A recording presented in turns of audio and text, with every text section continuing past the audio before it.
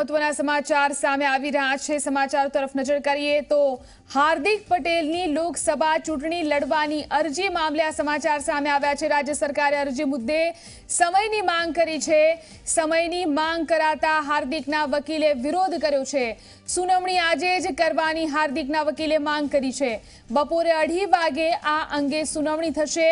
હાર્દિક પટેલે ચૂંટણી લડવા માટે હાઈકોર્ટની મંજૂરી માંગી છે, ત્યારે હાર્દિક પટેલ લોકસભાની ચૂંટણી લડી શકે તે માટે તેને અરજી કરી છે।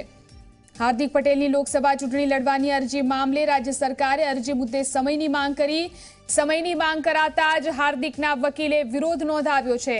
સુનાવણી આજે જ કરવાની હાર્દિકના વકીલે માંગ કરી છે। બપોરે 2:30 વાગે હવે આ અંગે સુનાવણી થઈ શકે છે। હાર્દિક પટેલે ચૂંટણી લડવા હાઈકોર્ટની મંજૂરી માંગી છે। ધારાસભ્યની ઓફિસની અંદર તોડફોડ અને હિંસાને કારણે હાર્દિક પટેલને સજા મળેલી છે અને તેના કારણે જે ચૂંટણી લડવા માટે હાર્દિક પટેલે હાઈકોર્ટમાં અરજી કરી છે। આ વિશે વધુ જાણકારી માટે અમારા સંવાદદાતા અમિત આપણી સાથે જોડાયા છે। જી અમિત, હાઈકોર્ટ સામે જ્યારે આ હાર્દિક પટેલના કેસ અંગે સુનાવણી થવા જવાની હતી, હવે ક્યારે સુનાવણી થઈ શકે છે? બિલકુલથી જે પ્રકારથી આ મામલે આજે તો ચુકાદો જ હતો હાર્દિક પટેલની અરજી મામલે, જો કે સરકાર તરફથી જે ડોક્યુમેન્ટ રજૂ કરવાની વાત હતી તેના માટે સમય માંગવામાં આવ્યો છે અને જે હાઈકોર્ટ તરફથી એ સમય જે છે એ ગ્રાહ્ય રાખવામાં આવ્યો છે।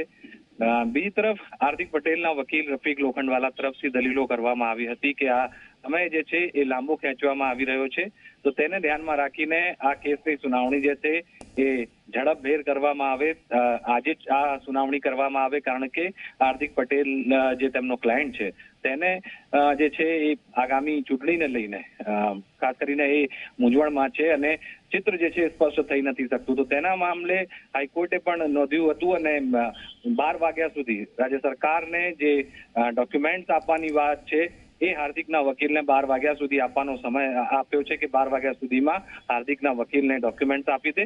તે સિવાય સુનાવણી જે છે બપોરે 2:30 વાગે એટલે કે બીજા સેશનમાં 2:30 વાગે આ કેસની સુનાવણી જે છે શરૂ થશે। જોવાનું છે કે 2:30 વાગે હાઈકોર્ટમાં સુનાવણી દરમિયાન શું ચુકાદો આવે છે અને હાર્દિક પટેલ પણ આ ચુકાદા ઉપર નજર રાખી રહ્યા છે, કોંગ્રેસ પાર્ટીની પણ નજર છે, તો શું સુનાવણીમાં અને શું ચુકાદો નીકળે છે એ જોવાનું છે।